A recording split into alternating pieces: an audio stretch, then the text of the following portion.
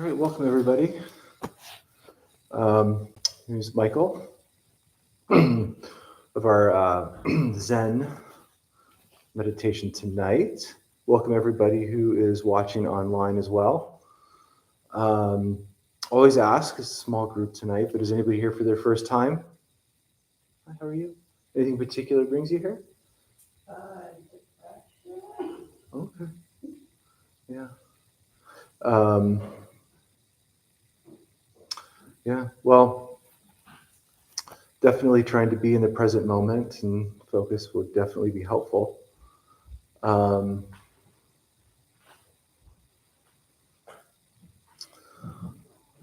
So we're just going to sit for 20, 25 minutes.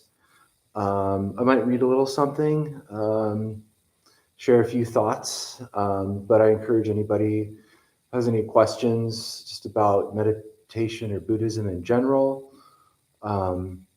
Sometimes I notice, I do this myself. I get caught on a particular concept or point or,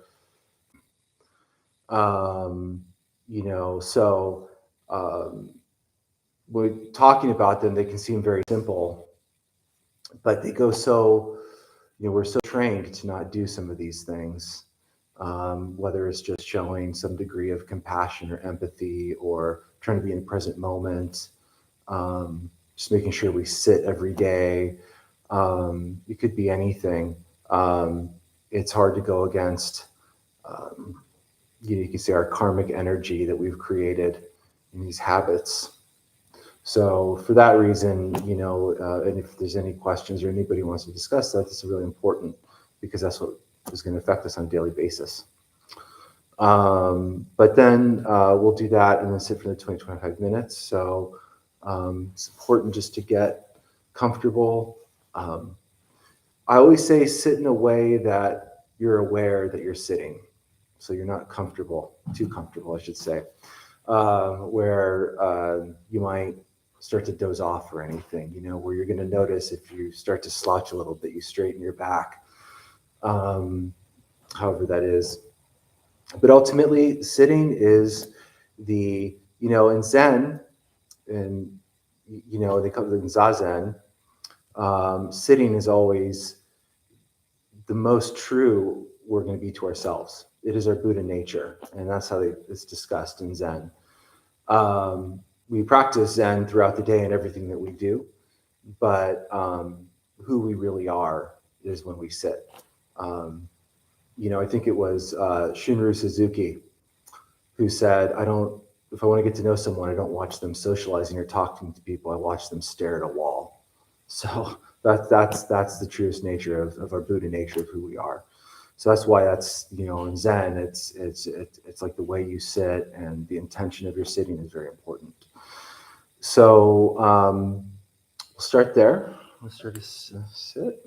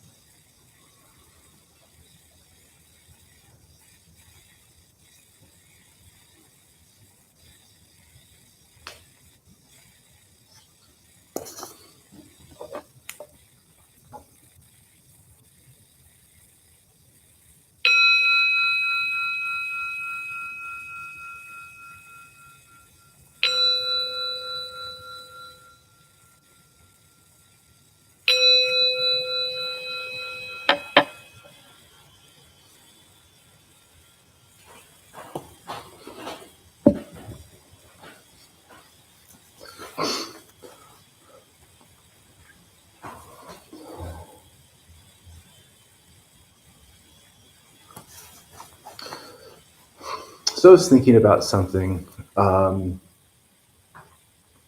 It was something that Dogen, who was the founder of the Soto School of Zen, he's an important teacher of Zen, and he says that to study the self is to know the self, and to know the self is to drop body and mind.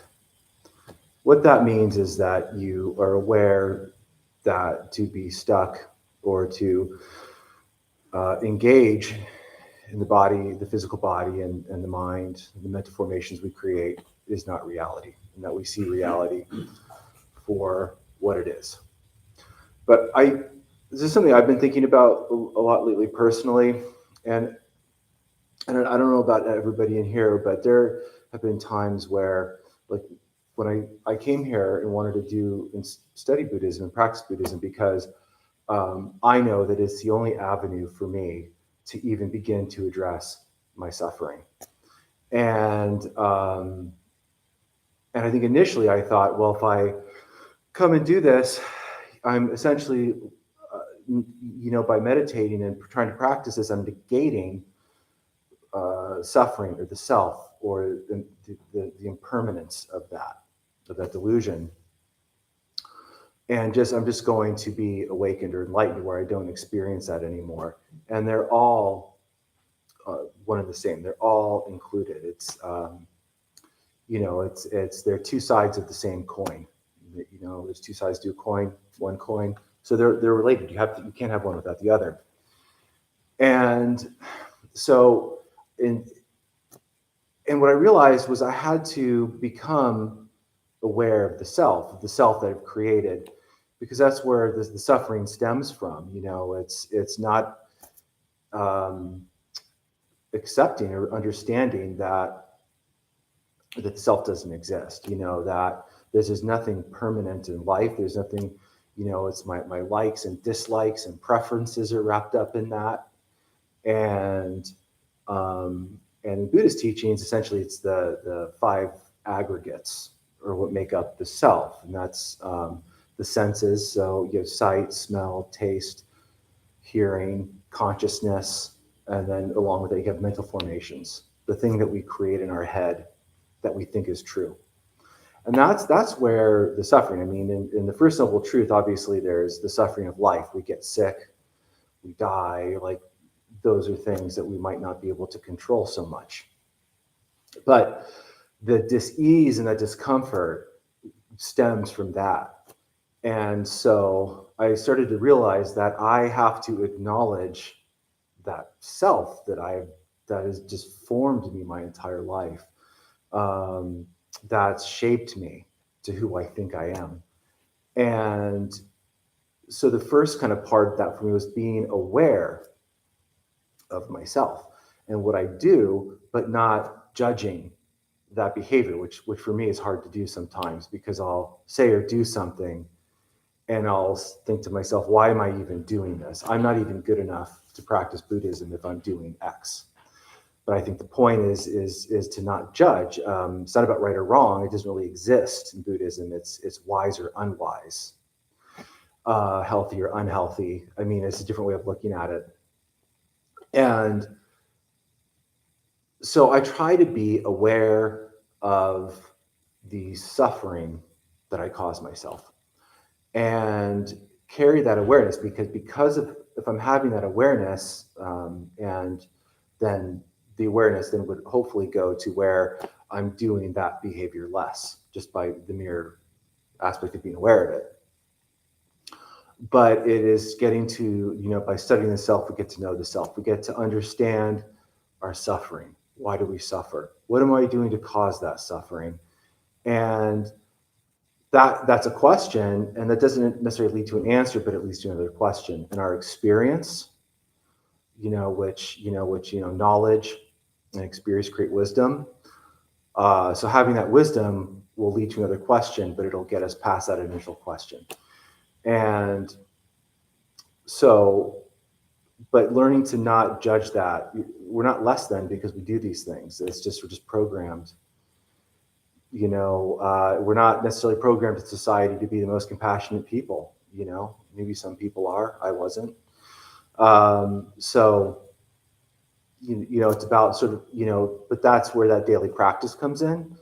And I think that there's tools. For example, recently I caught myself, I guess, engaging in idle chatter and other things. And there's a journal app on my phone, and I made it. It's kind of like a food log, I guess. But every time I say something that I regret or something I do, I would like write it down. And it started getting into that place like, well, if I say this, now I'm gonna have to write it down.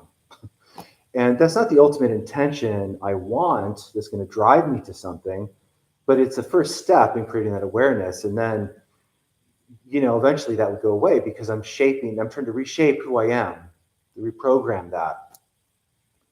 And that just takes a lot of time and effort.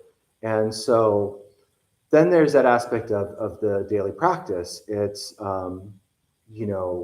making sure to sit every day. I mean, there's times where I go where I might not sit for a day or two, and I'm like, what am I doing?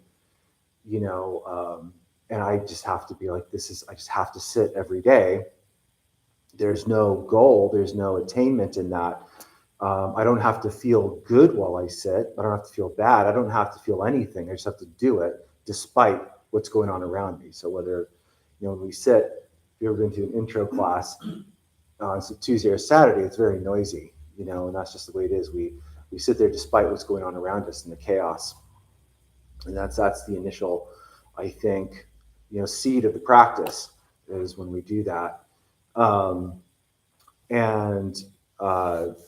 But it has to be done every day. And so instead of saying, well, if I've done X and I'm ashamed of that, I don't just stop practicing it. It's like I remember when I was quitting smoking cigarettes. If I smoked one cigarette, I'm like, well, screw it. I'm just going to smoke the whole pack. Why even try? So that's kind of where mine goes. And so it's about just having that resolve. But it's the daily practice. It's the consistency. And it's not always easy, because it's just so easy to turn off. I recently got a new iPhone. And I just got so sucked into watching YouTube videos of how to set this phone up. And then I just realized how much time I'd wasted on this phone. I mean, it's just so easy to turn off. And I think it's the challenge of staying engaged and staying in the present moment. But it's just so much more than sitting. And that's what I was kind of commenting on. Like Zazen isn't just sitting. It is the seed of it. It's the impetus. But Zazen is in Zen teachings, everything is interconnected. It's practicing Zazen to be compassionate to somebody or to not say something, and initially that impetus or that drive to do it is just the awareness that that's wrong to do it. But if we do that long enough, eventually that just becomes who we are. Again, it takes a lifetime, but we have to start somewhere. We have to have some sense of where we want to go. So those are good intentions to have. But it is something that we need to practice every day without any expectation of getting better or of anything changing. And it just becomes a habit. Like if we get in our car and we drive, we don't think about driving. We just drive. We have some mastery over driving. We're really not thinking about it. We're just doing it. And so my hope would be if I do this long enough that I don't have to think about it so much. That just becomes a part of who I am. That more often than not, I would show compassion for somebody else or a family member, somebody who before would have triggered a reaction, maybe would not trigger that. But that was just sort of some thoughts. I think it's important to try to kind of drill down into like what does it mean to practice? I mean, Buddhism in general, but Zen, like what does that mean? In our daily lives, and like how do we experience that? And that's different for everybody. I can only share, sort of my experience and how I perceive that. But I think it's really valuable to explore that, and like what it means to do this every day and try to do it all day, as hard as that is. I find sometimes just writing is helpful too, just looking at my day. But just that awareness is really priceless. I'll stop there, but that was what I was thinking about. We can sit silent for a minute or two, but if anybody has any questions or anything they'd like to add, that's always welcome as well. Yes? So when you meditate, should you be thinking about anything, or should you be trying to clear your mind? So the short answer would be when you meditate, you shouldn't be thinking about anything. So, but when you sit, especially in Zen, when you just sit, you're focusing on your breath. So the idea that there is the teaching is that there's like a seed of Buddha in each of us. So there's that Buddha nature. So specifically in Zen, it's more about uncovering what we already have, not so much adding. We're not adding. This is not a process of adding anything. It's a process of removing. So when you sit and you meditate, you're just breathing and you're just focusing on the breath in, and then you're focusing on the breath out. And just because you're sitting, it's not even meant to be relaxing. The chaos of your day, what you were thinking about before you sat, or what was stressing you out before, will still stress you out, or you will still be thinking about that while you're sitting. But the aspect of it is that you're not reacting to it, and so the idea is when we sit and create that as a daily practice, that we start to practice like what we're doing sitting, where we're not like when we're sitting and breathing, you're focusing on your breathing, you don't think about something and have a reaction in that moment. But when we go out about our day, it's a lot harder to do that. When somebody cuts you off, or when something happens at work, or something to that effect, how do you, the question is, how do you not react in that moment? And it might be that you're reacting, but you're not saying something. But regardless, you're stemming the damage, the karmic damage that you might create for yourself or somebody else. So that's really what sitting is, and that's all you're doing. There's really no other explanation to it than that. I think there is obviously a lot more to say about that, because in Zen, especially, everything being so interconnected. But to keep it simple, though, when you're sitting, you're just sitting to sit, and that's just the core of the practice. But does that make sense? It does. Because, like, for me, like a lot of past things, Yeah, just kind of like filters through my Mhm. head, and like, Yeah. you can't really stop it. Right. They're just going to come. Right. And isn't that the example, though? That's the example of sitting that we experience in our daily life. That no matter what we do, life is coming at us. We have other problems, memories, whatever it is. We're just constantly bombarded by these things. And when we're sitting, the beauty of it is that the practice in that moment is not to react. But it's no different. It's not. I mean, the goal of sitting isn't to be relaxing. There might be times that you sit and like, oh, that was really nice. How do I feel great? But then there's times where it's just like, it's even more unsettling to sit. I mean, for me, it's very easy to go about my day, whether I have a new iPhone or whatever, I'm watching TV, whatever I'm doing. It's very easy to be distracted and be taken out of the present moment. And then when I sit and I take myself out into the present moment and I just focus on my breathing, I'm even more uncomfortable in that moment, because I am in that present moment, and I do have to see all these thoughts, or like, let these thoughts pass through me and just not think about them. But it's just you can't label it. It's not meant to be labeled or defined. It's just meant to be done. Hope that helps you. I'm not sure if that answers your question, but again, though, when we do it every day, whether you do it at the same time every day, whatever that schedule is. But the more we do it, the faster. I hate to use this word, but the faster we might see results. The faster we might start to feel that effect in our life.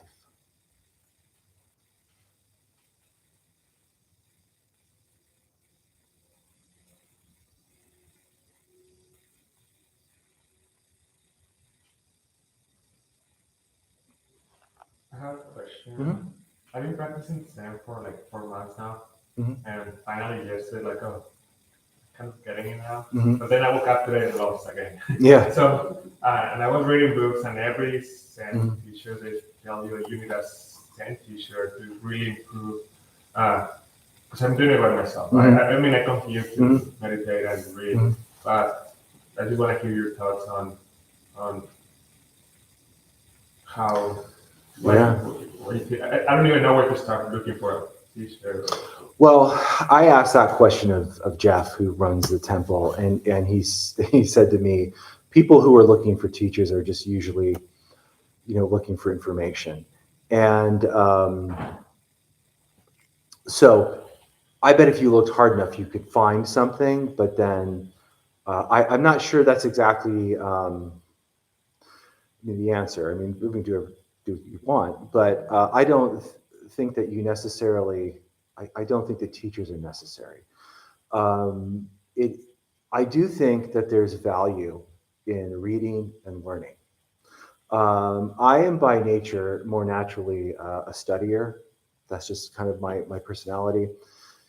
But I have to stop myself and realize that as much as there's value in learning about Buddhism, the value is in practicing Buddhism. So I bet you could find books, whether you started with Zen Mind, Beginner's Mind by Shunryu Suzuki, if you were interested in Zen, or whatever it is that you wanted to study, you could find those answers. You could find that information. And I think that that is a form of a teacher. I mean, it directs you and it helps you have certain realizations. I mean, the only reason that I'm even kind of discussing what I'm discussing tonight is because I had been reading some things in particular recently, and it really got me thinking about, oh wow, this is this particular Zen teaching. How does this apply in my daily life? That's what that. Like, I'm really hard on myself. I think I'm right or wrong, and I'm like, no, wait a minute. Maybe there's a different way to perceive my daily practice. So I look at you could have Dogen as a teacher. You could have Shunryu Suzuki as a teacher. But it's not going to matter unless we do the daily practice.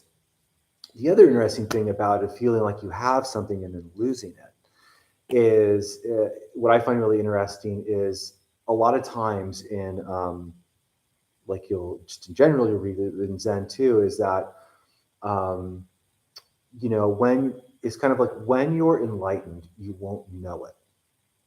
And what that means is that when you are actually there, it's so natural.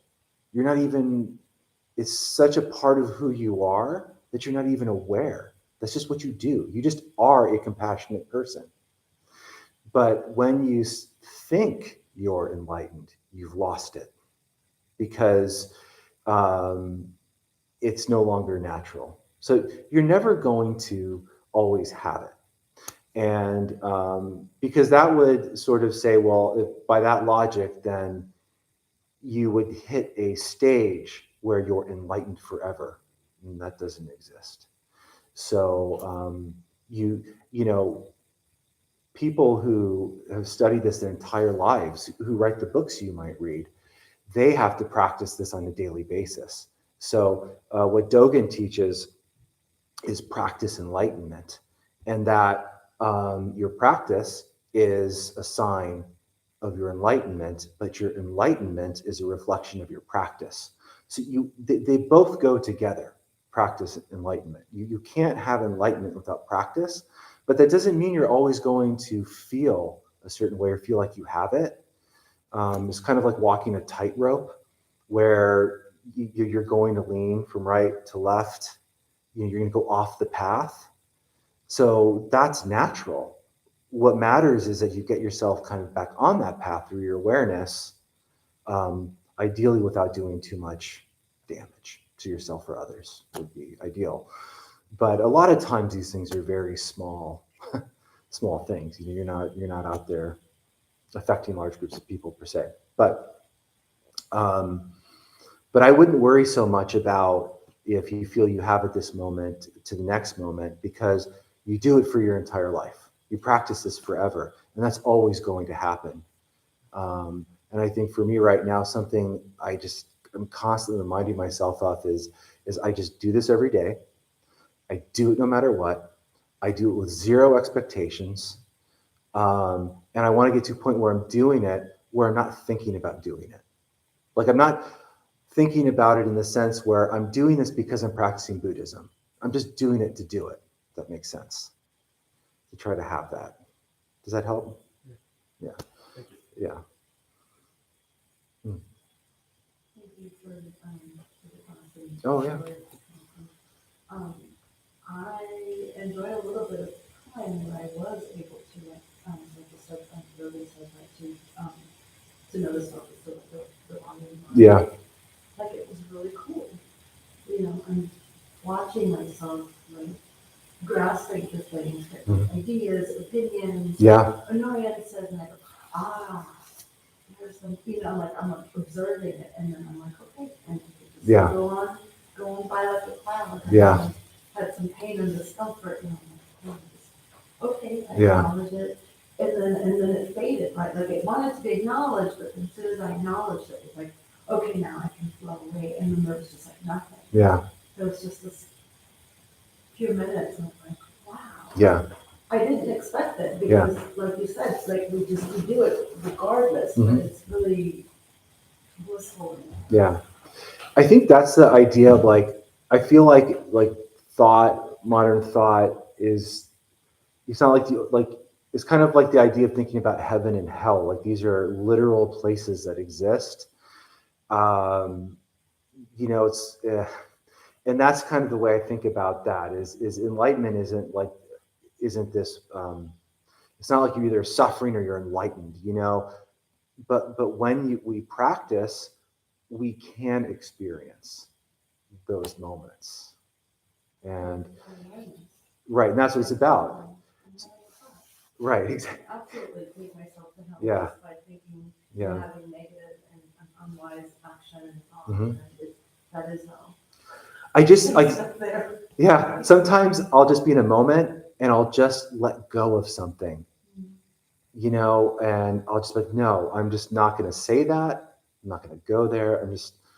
Let's move on. And it's a really freeing moment. You know, so much of when I look at Buddhism, for me, it's like freedom from, not freedom to, it's the freedom from the self and all this. But I think that's a really great way to try to look at it.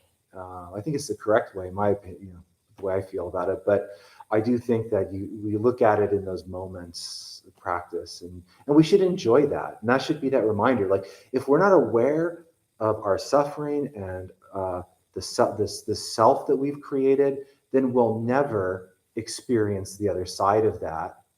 One of his references is the moon. Is that the two sides of the moon always exist, even if the one side is dark and the one is light, the other side is still there, and that's the idea in his writings of just how we would view our kind of our suffering and the self and our practice, our enlightenment. That it's always there, and we're always aware of that, and that's part of what's driving us to further into the practice. So it's not, in terms of looking at that, but yeah, absolutely. We can sit for another 5 or 7 minutes to close out the class.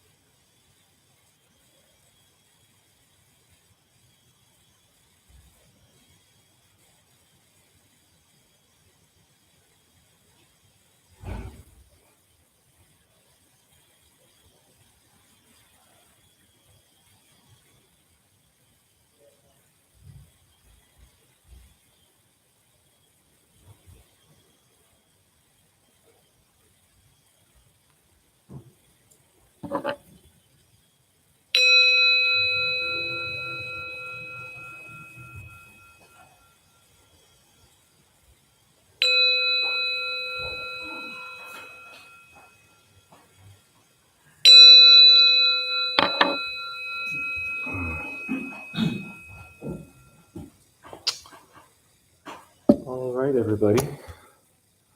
So glad everybody came out tonight. Meredith, do you want to read that real quick? Our host has something to read. Meredith? Meredith. We opened the Dharmabumtemple 18 years ago to introduce Buddhist practice to those who show up. Those who lead are not nuns, monks, gurus, masters, or teachers, and are not looking for students. They're simply practitioners sharing their interpretation of the practice.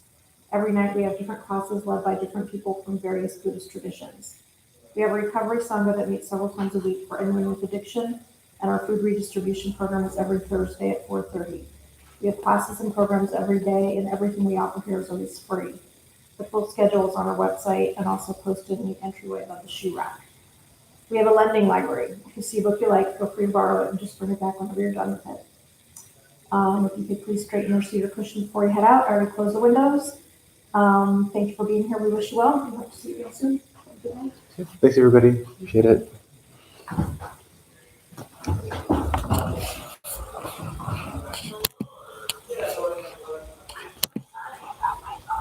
What's that?